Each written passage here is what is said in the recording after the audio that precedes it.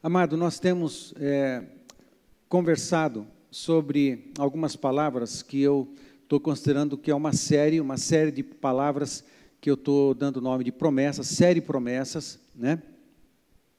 E há 2 domingos atrás nós compartilhamos uma palavra que tem o tema entre a promessa e o cumprimento. O que é que se faz entre uma promessa que a gente recebe, uma profecia, uma palavra de Deus que nós recebemos até o seu cumprimento? Domingo passado, e nós chegamos em 5 coisas, baseado em Isaías capítulo 43, de que, mencionado ali pelo texto, que podemos fazer 5 coisas, eu vou mostrar já já. E no domingo passado, eu dei uma ênfase em 2 das coisas, né, 2 das ações, atividades que podemos praticar enquanto estamos entre a promessa e o seu cumprimento, que é a oração em tom de clamor e de invocação dessas palavras, devolvendo em tom de intercessão essas palavras e também em tom profético essas palavras ao céu, para que nós façamos parte da construção das realidades prometidas pela palavra que Deus liberou para cada um de nós. Nós não podemos receber uma promessa e ficar em silêncio e não participar da construção dessa realidade.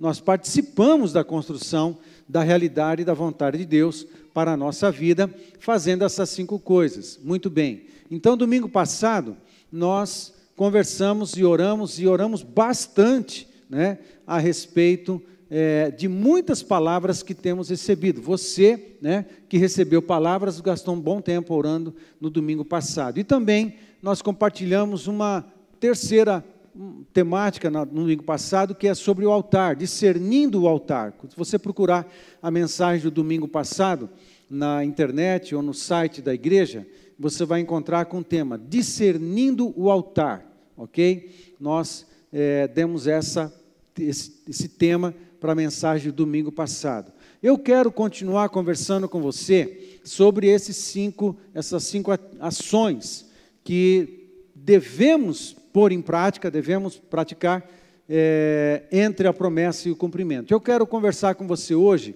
sobre colocando Deus em prioridade, priorizar Deus em tudo, né?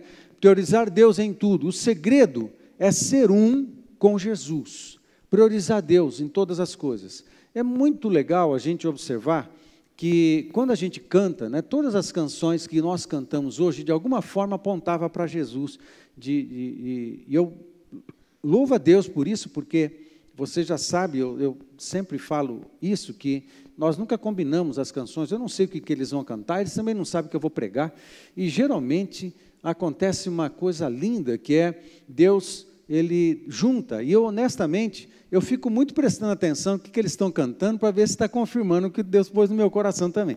Então, é uma luta também, eu digo para você que não é tão simples, mas eu busco confirmação de quando eu ouço algo de Deus e transformo numa palavra. Então, hoje, meu coração, depois que eu comecei a ouvir as canções, meu coração ficou aliviado, porque eu estou vendo que Deus está falando a mesma coisa, e por isso meu coração se enche de fé. Tem algo que Deus quer falar com você essa noite, já está falando, ok? Já está falando, mas que é muito importante, é do coração de Deus para você, e que pode fazer muita diferença na tua vida, se você colocar em prática. Amém, queridos? Tem isso. Não adianta a gente sair daqui e ouvir coisas legais, olha, Deus falou, e a gente não colocar em prática. Não faz a menor diferença se for assim.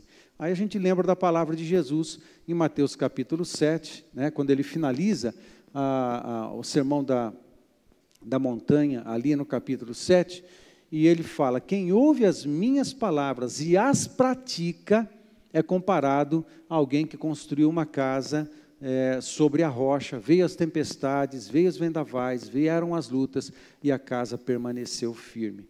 Mas quem ouve as minhas palavras e não as pratica é comparado ao homem que ergueu a sua casa sobre a areia. Vieram as tempestades, vieram os vendavais, vieram as lutas e a casa não prevaleceu, porque não tinha alicerce, não tinha uma boa base, não estava firmado na rocha.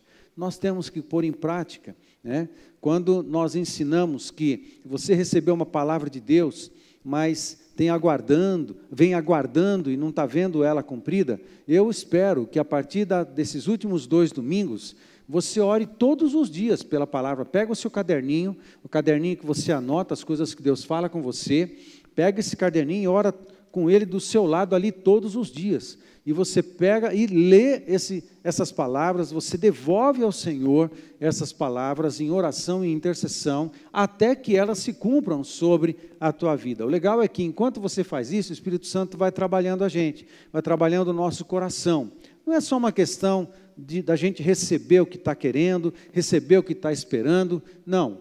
No tempo de espera, Deus vai tratando a gente. No tempo de espera, Deus vai corrigindo o nosso coração. No tempo de espera, Deus vai mortificando em nós o que precisa ser morto, vai destruindo em nós o que precisa ser destruído e vai edificando em nós o que precisa ser edificado. No tempo de espera acontece tudo isso. No tempo de espera, a gente aprende a priorizar Deus. No tempo de espera, a gente aprende muita coisa, a ouvir Deus, o que é que Ele está falando. No tempo de espera, é um tempo precioso, é como os desertos. Os desertos são desagradáveis, num certo sentido, mas são nos desertos que Deus se revela com maior intensidade. São nos desertos em que Ele se move com o sobrenatural sobre nós, mais no deserto do que em qualquer outro lugar, porque o deserto tem um efeito pedagógico, tem um propósito pedagógico os desertos na nossa vida. Não é somente uma questão de você pedir algo para Deus, ou de você ter ouvido um dia algo que Deus quer realizar na tua vida. Se nós não nos ajustarmos à palavra, se nós não ajustarmos o nosso coração à palavra, se nós não ajustarmos os nossos valores à palavra, se nós não ajustarmos a nossa vida, a nossa conduta, a nossa ética ao padrão do reino dos céus, é possível que essa palavra nem se cumpra na nossa vida, porque muitas das palavras, quase todas elas, são condicionais à obediência. Amém? Falamos de tudo isso nos últimos domingos, muito bem. E o que eu estou ouvindo Deus falar hoje é que, nesse tempo de espera, a gente tem que priorizar Jesus, amado. Nós temos que olhar para Deus, nós temos que olhar para Jesus, nós temos que ter tempo com Jesus, nós temos que investir tempo com Jesus. Estava ministrando num curso de noivos essa semana com um casal lindo, que a gente estava falando exatamente sobre isso. E eles comentaram que, olha, nós temos conversado, tem momentos que a gente conversa durante horas, 3 horas e meia conversando. Falei, que lindo, vocês estão se conhecendo, né? Estamos nos conhecendo. Muito bem. A relação com Deus é a mesma coisa. Se você não der tempo para Ele, você não vai conhecer Ele nunca. Amém, gente? Tem que dar tempo. Você tem que ter o seu tempo com Deus. E não o domingão à noite não é suficiente. Quarta-feira na oração não é suficiente. A tua reunião de célula, gente, não é suficiente. Nós precisamos ter a nossa história com Deus. Amém, gente? Nós precisamos ter uma história com Deus. A gente precisa discernir a sua voz. Aí a pergunta, mas como é que você ora? Como é que você entra nos diversos níveis de oração? Eu falei, começa a orar. Poyung Shu, lamentavelmente morreu recentemente, pastor da maior igreja do mundo, uma Assembleia de Deus em Seul, na Coreia do Sul. Quase 1 milhão de membros, pelo menos, não sei se os dados estão atualizados, mas quase 1 milhão de membros na sua igreja, homem de oração, e ele dizia sobre oração o seguinte: você precisa orar, até que você comece a orar. Nós temos que aprender a orar orando, porque existem limiares na oração que você precisa ir rompendo. Às vezes a gente não sai do primeiro estágio da oração, a gente não rompe o limiar e não entra no segundo estágio. É como quem visita a sua casa e vai entregar para você um bolo, vai entregar para você alguma coisa, você recebe essa pessoa, você fica plantado na porta de entrada. Se você mora em apartamento, você recebe a pessoa no hall, você conversa alguma coisinha com a pessoa no hall e agradece, abençoa ela e tal, ela vai embora, mas ela não entra na sua casa, você fica plantado ali na porta. Não houve um acesso à tua intimidade, não houve um acesso à tua casa. Tem pessoas que têm acesso, elas entram na sala e ficam só na sala. Tem pessoas que não dá para ficar em outro lugar, não. É só na sala, já está bom demais. Alguns já entram na sala, mas também vão para a cozinha, e está tudo bem, porque tem intimidade para ir para a cozinha. Outros, mais folgado, abre a geladeira, né, pega as coisas, mas está folgado porque pode, tem liberdade, então, beleza, está valendo, está tudo certo. Então, vai para a sala, vai para a cozinha, abre a geladeira, né? Alguns, mas muito poucos mesmo, poderiam acessar os quartos da casa, os quartos do apartamento, só se for uma pessoa de confiança que tenha intimidade, você tenha muita intimidade para ele acessar esse lugar de intimidade. A oração é assim também. A gente tem os estágios, tem o primeiro momento que você conversa com Deus e você vai romper, você fica pedindo perdão, você se sente culpado, porque fica pensando, agora eu estou orando, aí Deus está me cobrando, porque eu não gastei tanto tempo para orar ontem, e a cabeça se enche de culpa. Você tem que romper a culpa, tem que romper essas sensações de acusação, de punição, que na maioria das vezes é autopunição, a autoacusação, não vem da parte de Deus. Deus está felizão de estar recebendo você, e a gente fica se culpando desnecessariamente por estar naquele momento. A gente fica queimando o nosso momento, queimando o nosso encontro, né, com coisas desnecessárias. Mas você tem que romper isso. Então você confessa seu pecado, você fala com Deus, você abre o seu coração, faz uma série de confissões, e você permanece, Pai, me cobre com teu sangue e tal, me perdoa, e até você insiste, até que você rompe um limiar. Você rompe um limiar e você passa para um outro estágio da oração. É quando você entra um pouquinho mais em intimidade, você entra em casa, você sai do hall e entra em casa, entrou em casa, aí fecha a porta atrás, aí você fica dentro daquele ambiente, aí é diferente. Quando você passa por esse limiar, você entra no ambiente de um pouquinho mais de intimidade, aí a tua mente está solta, o teu coração está solto. Aí, de repente, pode acontecer algumas lutas de pensamentos, agenda, ansiedade, preocupações e tal, começam a atacar a sua cabeça, a sua mente, no ambiente da oração. Você tem que romper isso também. Aí você vai entregar para o Senhor as tuas coisas, você vai confiar nas mãos de Jesus a sua agenda, você vai confiar nas mãos de Jesus as suas preocupações, você vai lançar sobre Ele a sua ansiedade, você vai compartilhar com Ele as suas questões, as suas dúvidas, as suas crises. Você faz um exercício de entrega, é um exercício de esvaziamento. Parece que o segundo estágio é um exercício de esvaziamento. Você tem que deixar tudo na mão para chegar um momento em que a tua conversa seja absolutamente plena, absolutamente tranquila, cheio da paz, cheio de confiança, cheio de segurança, que você não tem que ficar preocupado com mais nada. Você começa a curtir a intimidade. Então você coloca tudo isso diante de Deus e deixa na mão de Deus, e de repente você rompe um segundo limiar da oração e você não se preocupa mais, sabe, há uma presença de confiança, uma presença de fé diferente no teu coração, que te permite entrar num terceiro estágio da oração. Não está nada disso, eu estou falando tudo isso, não tem nada, não está nem no meu esquema aqui, eu estou falando porque eu acho que eu tenho que falar isso. Aí você entra num terceiro estágio de oração, em que você começa a silenciar mais do que falar, porque você quer ouvir Deus também. Aí a relação começa a ficar mais pessoal, você não tem que ficar passando lista de necessidade, né? Vai ter um momento que você vai fazer isso, mas você libera o teu coração para Deus colocar pensamentos na tua mente. De repente, você sabe que não é o pensamento da preocupação, da agenda, do pagamento, dos projetos no trabalho e tal. Não, de repente vem um pensamento que é o Espírito Santo que está colocando. Aí, como a gente foi se esvaziando, aí a gente cria espaço na nossa mente, no nosso coração, que o Espírito Santo vai usar. Estão comigo? O Espírito Santo vai usar esse espaço vazio, porque nós esvaziamos ele, colocamos as coisas diante de Deus. Aí o Espírito Santo começa a ocupar esses espaços e começa a trazer pensamentos na nossa cabeça, sentimentos, e a gente começa a conversar. podemos ter um diálogo com Deus. Deus, que interessante esse pensamento. Pai, a respeito disso, queria dizer para o Senhor o que eu acho, o que eu sinto e tal. Pai, eu quero saber o teu pensamento a respeito disso. Você entra quase que num diálogo com o Espírito Santo. Aí você quer mais de Deus. Não quer só um bate-papo na sala, eu quero ir para um lugar mais íntimo. Eu quero ter mais intimidade, eu quero entrar na cozinha, eu quero abrir a geladeira de Deus, eu quero mexer em tudo, eu quero mais intimidade. Mas você tem que romper alguns limiares, você não vai entrando.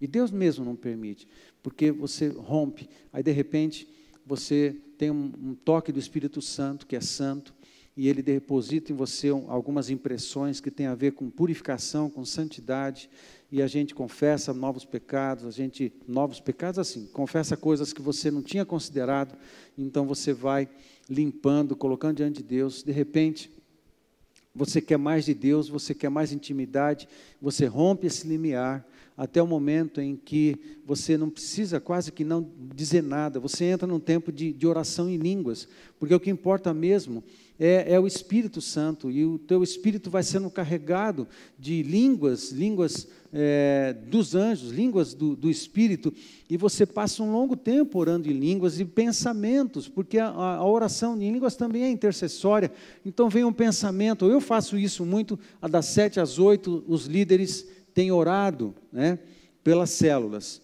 eu e os líderes todos temos orado, temos líderes, das 7 às 8 da manhã, amém? Nós temos orado, no tempo que eu estou orando em línguas, me vêm os líderes de célula, eu estou orando em línguas, eu sei que eu estou orando a Deus, algo que Ele quer fazer para com os líderes, e eu fico pensando nos líderes orando em línguas, pensando em você, na tua vida, na tua família, e orando em línguas, e eu deixo fluir algo que é Deus que está conduzindo, aí chega um momento na intimidade, porque a casa é sua, mas a casa é dele, né? Não é você que se movimenta, é Ele que te movimenta, e Ele movimenta os teus pensamentos, os teus sentimentos, para realidades da intimidade de Deus, ao ponto, às vezes, dEle te revelar um pouco mais o seu coração, um pouco mais a sua vontade, um pouco mais os seus pensamentos, e você foi para um limiar. Aí, de repente, tem um outro limiar da profunda intimidade, que é um ambiente absoluto de adoração. É quando você se rende, é quando você quase não fala nada, é você e o Espírito Santo, você curte a presença de Deus, e você chora, há pouca coisa que essas palavras na nossa língua podem expressar. Nesse ambiente de profunda intimidade com Deus,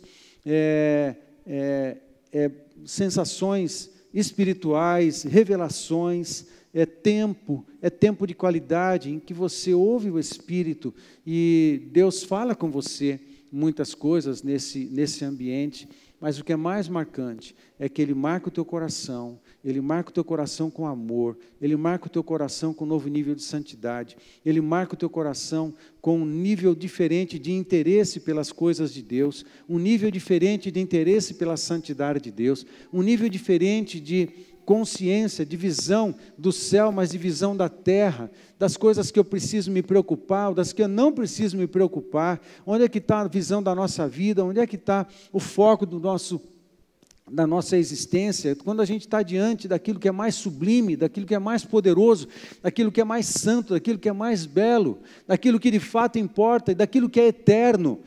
Eu comparo com as coisas que estão diante de nós, que estão dentro de um cercado de finitude, mas eu estou diante do eterno. Eu fico pensando nos problemas que eles vão passar, os problemas vão passar, as dores vão passar, as enfermidades vão passar, mas eu estou diante daquele que é o eterno. Uma crise pessoal, crise de adolescência, de juventude, uma luta que eu estou passando, nós vamos lutar essas lutas, nós vamos passar por essas lutas, elas vão passar, amém, gente? Elas vão passar, mas eu estou diante do eterno, aí cabeça, a minha perspectiva, ela se projeta para a eternidade, e eu começo a ter uma graça de Deus, sabendo fazer as comparações das coisas, daquilo que é eterno, daquilo que é temporal, a importância que eu tenho que dar às coisas que são finitas, às coisas que são triviais, às coisas que são rápidas, às coisas que podem ser resolvidas aqui. Eu aprendo a não gastar nem saúde emocional, nem dinheiro demais em coisas que são finitas, porque eu estou focando na eternidade. A gente vai aprendendo a distinguir os ambientes, distinguir essas situações, e a gente vai aprendendo a viver nessa dimensão, a dimensão do eterno, a dimensão do papai, a dimensão do reino de Deus, como cidadão do reino dos céus. Amém, gente? A gente vai aprendendo a viver nessa dimensão, a gente aprende a esperar Deus um pouco mais, a gente aprende a confiar em Deus um pouco mais, a gente aprende a fazer menos e orar mais. Amém? A fazer menos e orar mais, a gente aprende a perceber o que é que Deus está fazendo, a gente aprende como é que Deus é, como é que Deus funciona, como é que Deus sente, como é que Deus pensa, as decisões de Deus, a gente vai conhecendo Deus. Há muita gente que tem um bom relacionamento com o ministério, mas não conhece Deus.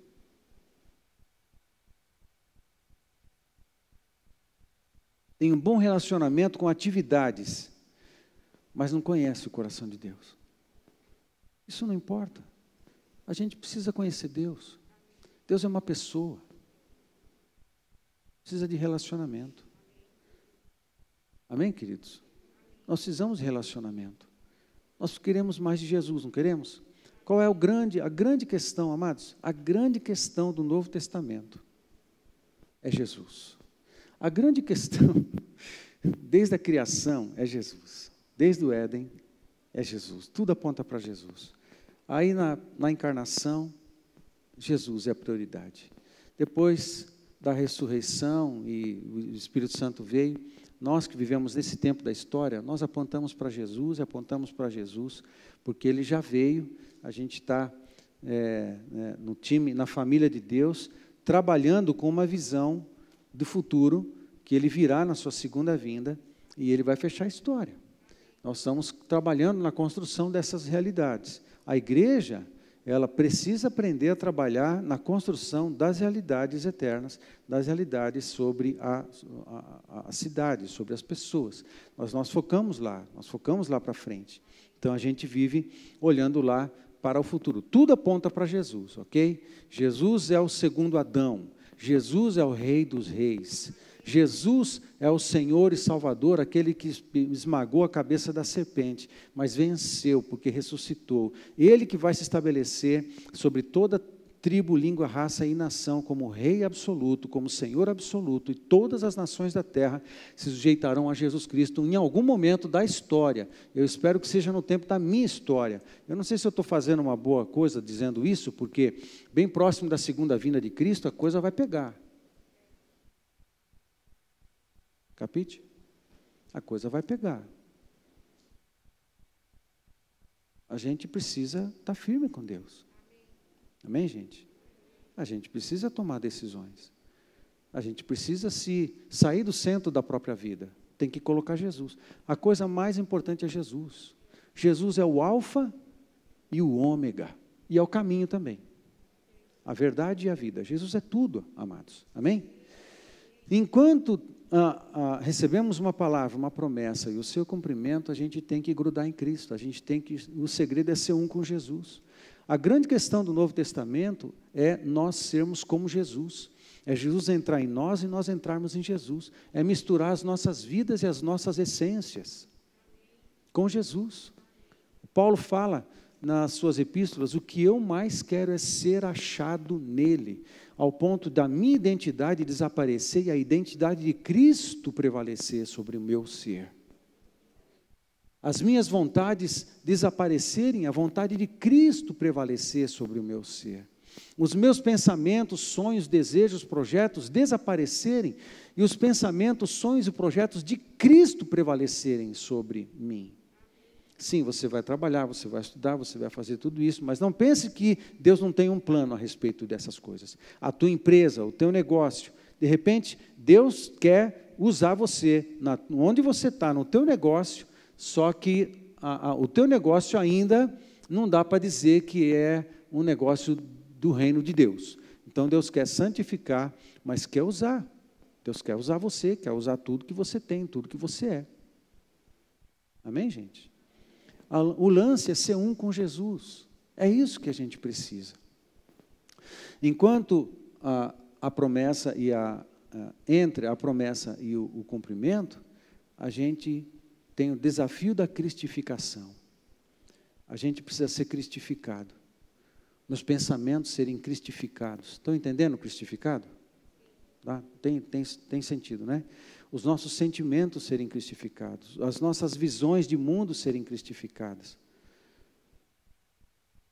Os nossos sentimentos serem cristificados. E a gente ser pequenos Jesusinhos andando por aí. Pequenos Jesusinhos vendendo roupa. Pequenos Jesusinhos consertando carro. Pequenos Jesusinhos trabalhando com madeira. Pequenos Jesusinhos dando aula. Pequenos Jesusinhos trabalhando com marketing, informática, assessoria. Pequenos Jesusinhos vendendo semente, vendendo gado. Pequenos Jesusinhos fazendo barba, cortando cabelo. Pequenos Jesusinhos transportando grão. Pequenos Jesusinhos fazendo comida. Pequenos Jesusinhos. Essa é a nossa questão. Pequenos Jesusinhos tocando. Pequenos Jesusinhos cantando, tocando, pregando. Pequenos Jesusinhos prestando serviço para as pessoas. Essa é a grande questão. Priorizar Jesus. Priorizar Jesus em tudo. Tem uma receita, tem um monte de receita. Você vai na Bíblia, você vê um monte de coisa. Mas a gente precisa querer isso aí. Honestamente, eu não estou hoje preocupado em passar muitas receitas para você. A questão é que a gente tem que querer ser como Jesus. Tem que decidir querer ser como Jesus. Que o meu casamento seja um casamento em que Jesus teria. Que a minha família seria a família que Jesus teria. O meu negócio e a minha empresa seja uma empresa que Jesus teria. Amém? E o meu ministério ser um ministério em que Jesus fosse visto, seja visto, esteja sendo visto nesse meu ministério. Amém, gente? Ok? Entre a promessa e o cumprimento. Tem esses 5 aí, mas eu estou parado no segundo, que é priorizar Deus em tudo. Priorizar Deus em tudo de verdade. Mas de verdade. Jesus é tudo, amados. Jesus é tudo. A gente precisa aprender a viver a vida dele. A gente precisa aprender a mortificar a nossa vida. O ego sair do trono da nossa vida para Jesus sentar e governar. E não dá para isso acontecer sem tempo com Ele, sem gastar tempo com Ele, sem relacionamento com Ele. Amém, gente? Muito bem, priorizando. Eu quero ver com você, tem uma verdade que eu quero repartir, que está dentro dessa ideia. Todas as promessas do Antigo Testamento são confirmadas em Cristo. Confirmadas em Cristo. Olha que interessante o texto de 2 Coríntios 1, verso 20. Porque quantas são as promessas de Deus, porque a gente está falando de promessas, amém, gente? É uma série de promessas, né? Quantas são as promessas de Deus, tantas tem nele, esse nele podia ser com letra maiúscula, porque se refere a Jesus, tantas tem nele o sim para o cumprimento das promessas. É preciso estar em Jesus, para que a gente se aproprie do cumprimento das promessas. Tantos têm nele o sim, porquanto também por ele é o amém, a confirmação, bater o martelo, para a glória de Deus, por nosso intermédio. Quanta coisa linda nessas frases desse texto. Porque quantas são as promessas de Deus, tantas tem nele o sim. Amado, lembra que domingo passado eu falei de que algo que Deus está construindo, desde a eternidade, não só na criação do planeta Terra ou do universo, mas desde a eternidade, Deus está construindo algo. Amém, gente? Deus está construindo algo. Já havia um plano antes da criação. Deus está construindo algo. E Ele vai usar uma raça humana para cumprir os seus propósitos eternos. Muito interessante. Muito bem. Acontece que, nessa ideia dele criar uma raça humana e entrar numa aliança com essa raça humana, uma aliança significa que Deus tem promessas, Deus deu recomendações a Adão para ele governar sobre todas as coisas, plantar, trabalhar, cuidar do jardim, mas ele fazia a expansão, e ele falou, eu vou te abençoar e tal, fez promessas, eu vou te abençoar porque tem um propósito que precisa ser cumprido. Nós não fomos criados sem propósitos eternos, nós fomos criados dentro de um propósito eterno. A gente não apareceu na existência e agora a gente vai lutando para sobreviver na existência. Não, nós todos fomos criados com um propósito que transcende o tempo e o espaço, daí nós chamamos de propósito eterno. Começa desde a eternidade, a criação faz parte desses propósitos eternos e o ativo nessa criação e nesse plano é a pessoa de Jesus Cristo. E isso está desde a eternidade, porque quando as coisas vieram à existência, vieram pela palavra do Logos. O Logos entrou em cena, trouxe todas as coisas à existência. Jesus é a palavra, é nele que todas as coisas vêm à existência. Ou seja, a ação de Jesus logo no início da criação. Portanto, todas as coisas vieram à existência por Jesus Cristo, mas não apenas vieram à existência por Jesus Cristo, Ele é a essência de todas as coisas, Jesus é a essência de todas as coisas, em Jesus os propósitos estão definidos, em Cristo Jesus, ok? Nele também está o poder para essa raça humana viver nessa vida dentro dos propósitos de Deus, e há um poder que é liberado do Cristo, que vem sobre todos nós para cumprirmos a sua vontade e fecharmos a história segundo os seus propósitos. Amém, gente? Vocês estão comigo?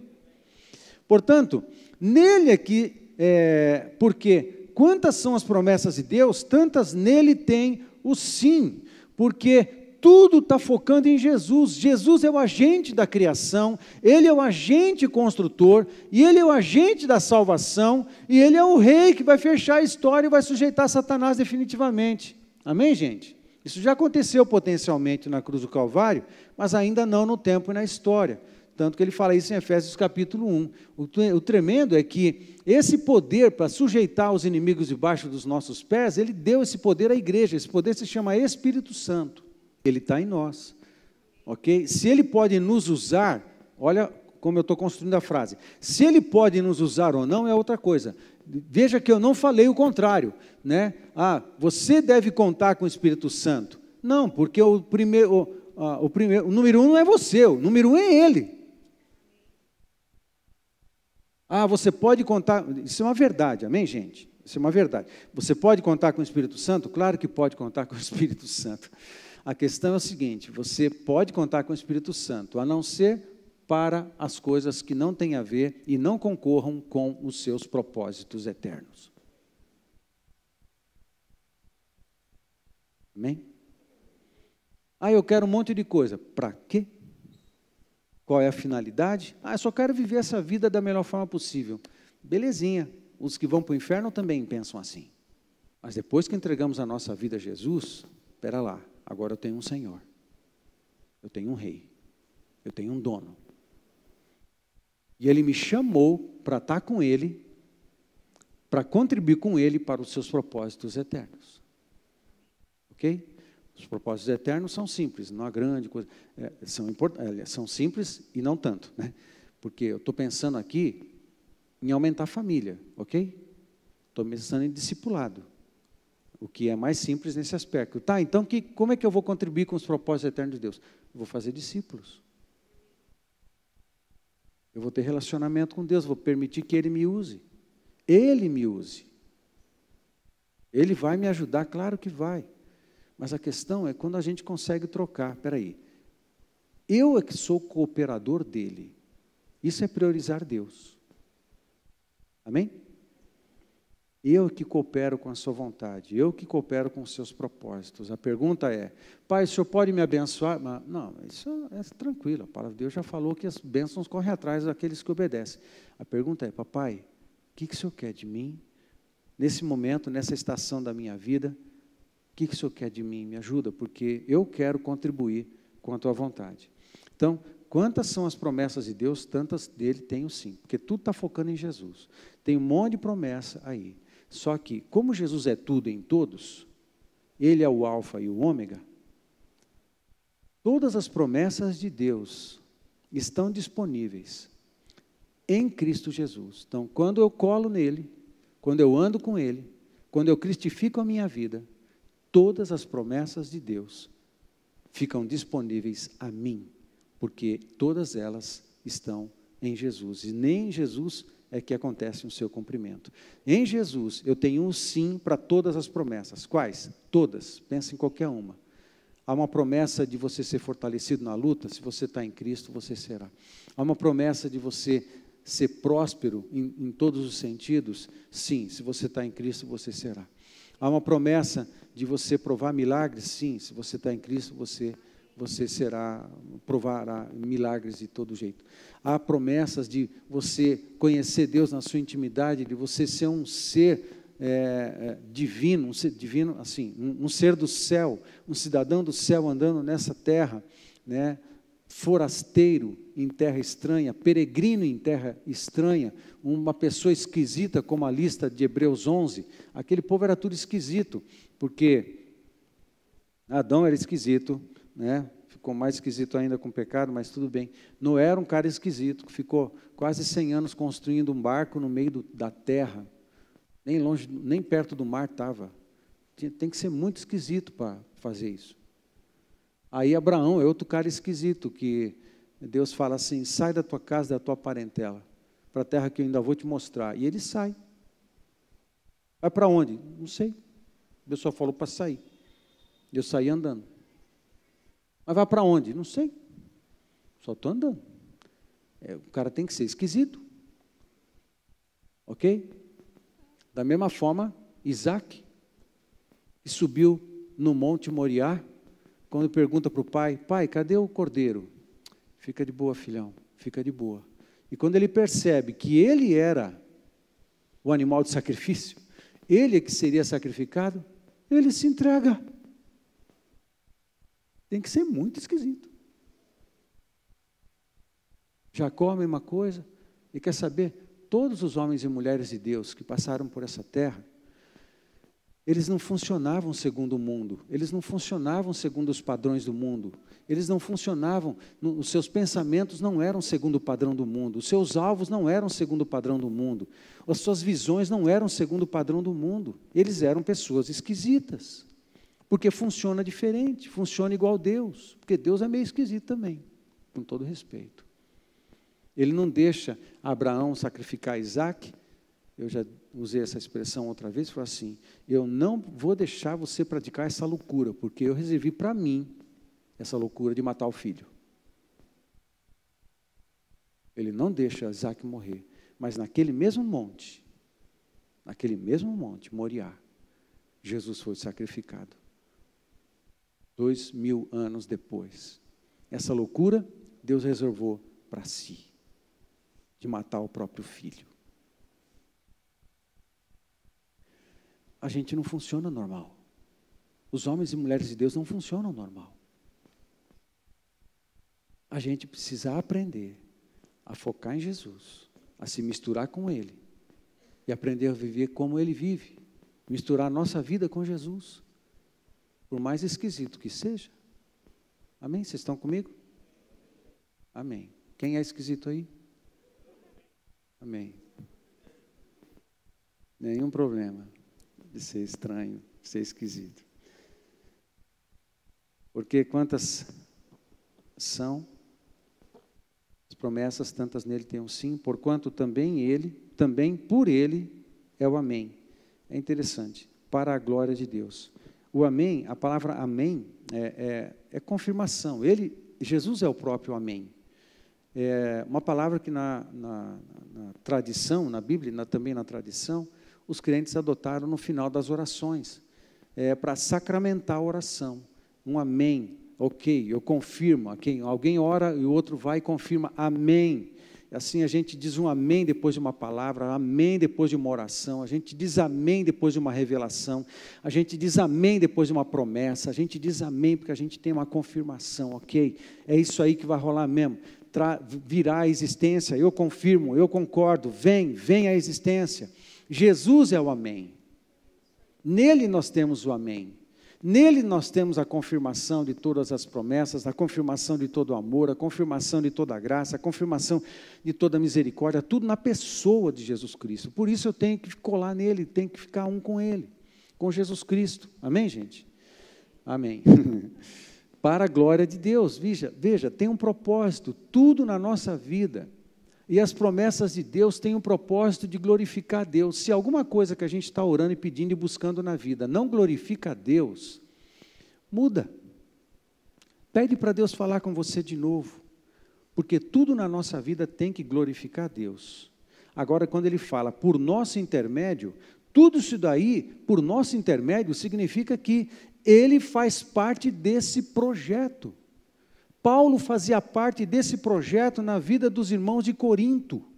Paulo fazia parte da construção de uma realidade eterna na vida da igreja de Corinto. Eu faço parte disso. Eu entrei em Cristo, eu faço parte do cumprimento das promessas.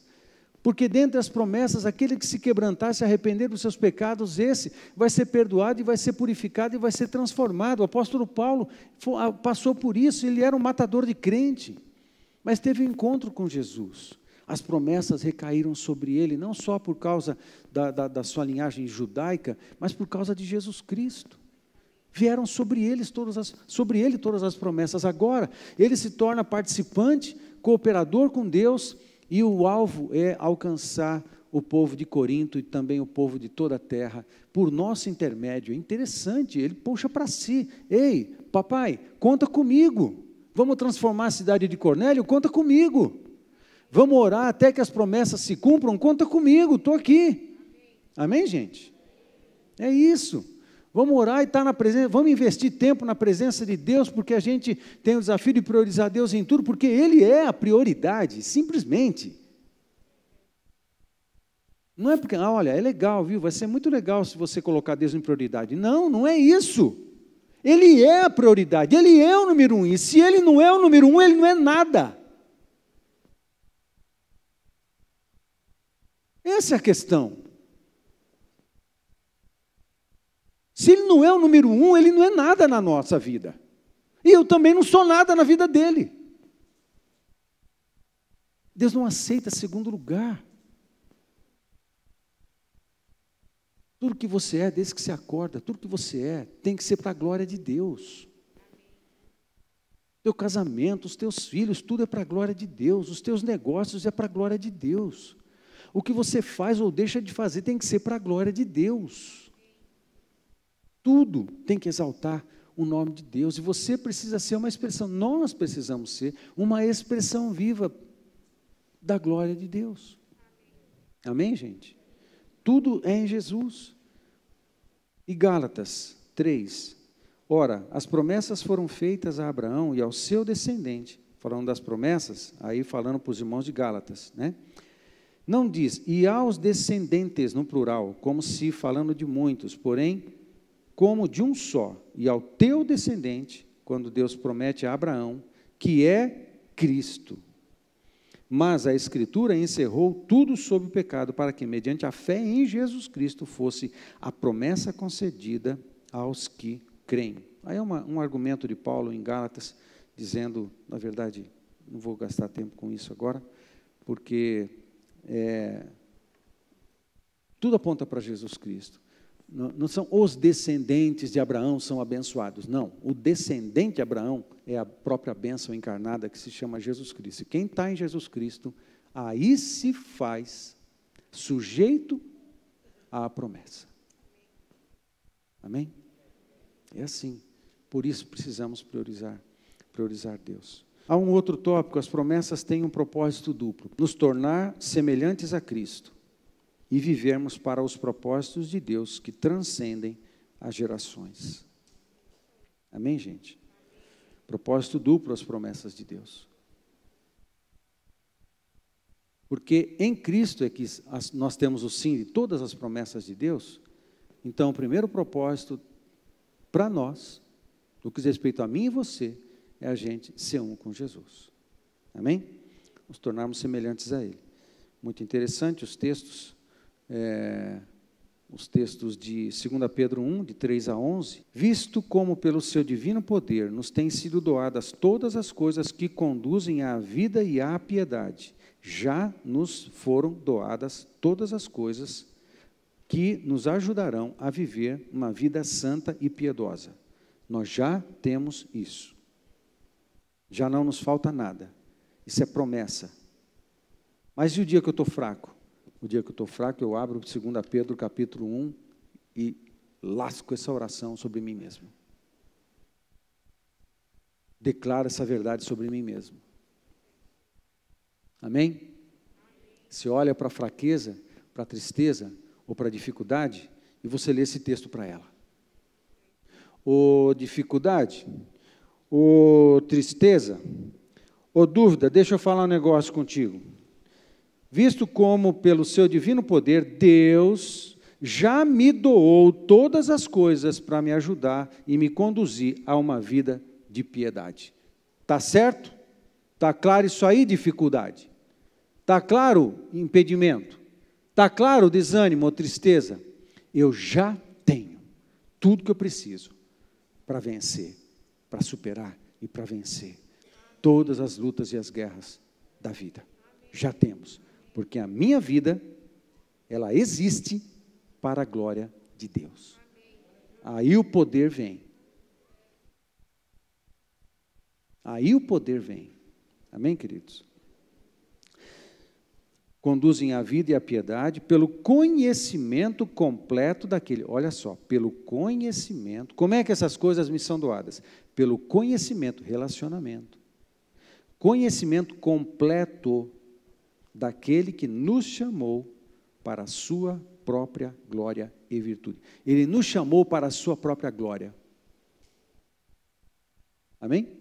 Não é para nos abençoar. Falou, não é isso não, você não está entendendo. Eu quero te abençoar, mas eu estou fazendo uma coisa melhor ainda. O Paulo, não, aqui ó, sobe e vem, se mistura com a minha glória. Amém? Colar em Jesus, se misturar com Jesus, misturar a minha essência com a essência de Jesus. É diferente, Ele é a própria glória, Ele é a própria força, Ele é o próprio poder, Ele é a própria cura, Ele é o próprio saber. Estão comigo, gente? Amém? Pelo conhecimento completo, mas completo, como que alguém conseguiria chegar à completude de Cristo, à completude do conhecimento de Cristo? Como alguém poderia? Eu não sei, nem sei se alguém algum dia chegou, mas que eu vou tentar, eu vou. Mas que eu vou seguir nessa estrada, eu vou. Mas que eu vou seguir nesse relacionamento, eu vou. Até entrar na cozinha do céu, abrir a geladeira, deitar no sofá, botar a perna no braço do sofá e entrar nas intimidades do meu Pai e nas intimidades do meu Deus. Que eu vou por esse caminho, eu vou. Amém, gente? Pelo conhecimento completo que Ele nos chamou para a sua glória e virtude, pelas quais nos têm sido doadas, as suas preciosas e muito grandes promessas, para que por elas vos torneis coparticipantes da natureza divina. Olha que coisa linda. Estou prometendo abençoar você aí. Não. Eu estou prometendo que eu vou te abençoar se você vir para cá.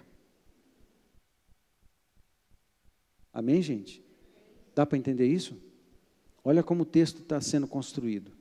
O problema é quando a gente fica só numa posição de humano, uma posição não esquisita, uma posição de carnal, de espiritualidade carnal, uma posição de venho buscar a bênção. A gente precisa delas, ok, amados? Nada disso. A gente precisa das bênçãos para viver. A gente precisa do poder de Deus para viver. O problema é se eu estou entendendo errado. Oi, pastor. Exatamente. Você é um consumista, você consome espiritualidade ao invés de vivenciar espiritualidade. Não é isso. Se a gente está entendendo errado, o nosso lugar na existência, o nosso lugar em Deus, o nosso lugar nos planos eternos de Deus, aí eu vou pensar igual os incrédulos. Eu tenho que ter uma conversão da mente, eu preciso aprender a pensar como Jesus, aprender a pensar a eternidade como Jesus, aprender a pensar a existência como Jesus. Ele não quer apenas nos abençoar aqui, Ele quer que a gente cole nele, que a gente entre no seu poder e na sua glória. Aí você entende quando Jesus fala, em João capítulo 14, com os discípulos na ceia, que a gente vai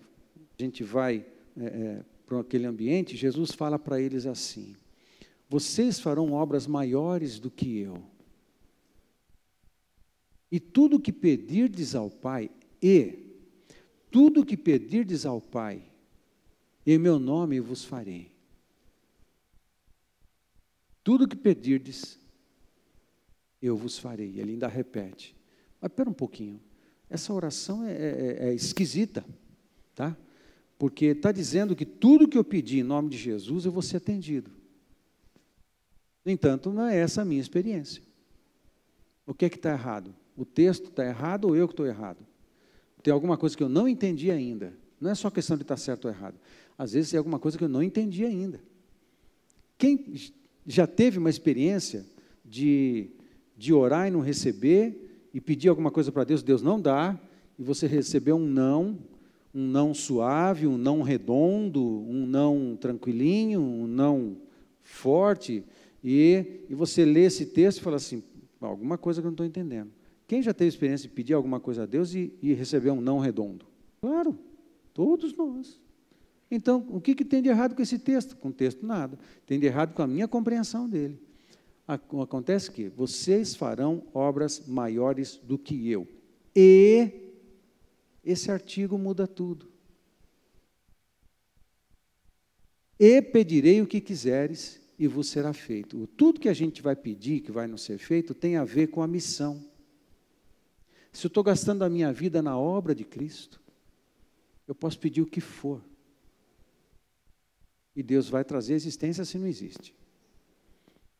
A questão é quando a gente está orando para nós mesmos, orando dentro dos nossos egoísmos, e nada com relação ao reino de Deus, a gente pede um monte de coisa e Deus diz não.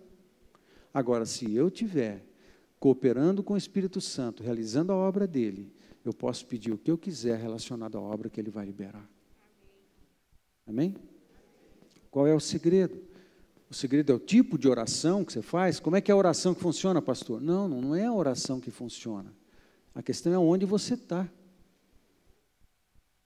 Se você está do lado de cá, só pedindo as bênçãos de Deus, ou se você está colado nele. Amém? E você está misturando a sua essência com a essência dele. E você se torna um cooperador do Espírito Santo para a realização da sua boa vontade. Amém? A questão não é se Deus está me ouvindo, qual é a oração? É onde você está na vida. Amém, queridos?